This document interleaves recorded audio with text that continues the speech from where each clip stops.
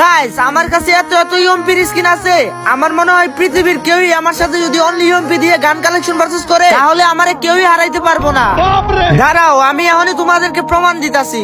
এই সিজন 1 এর প্লেয়ার তোর যদি অকাত থাকে তাইলে অনলি ইউএমপি দিয়ে গান কালেকশন ভার্সেস করে আমারে হারায় দেখা। যদি জিততে পারো তাইলে আমি তোরে 1 লাখ টাকা দিব। কি বলো ভাই, 1 লাখ টাকা দিবা অনলি ইউএমপি দিয়ে তোমার গান কালেকশন ভার্সেস হারাইতে পারলে? ভাই তাড়াতাড়ি আও, আমার 1 লাখ টাকা লাগবে।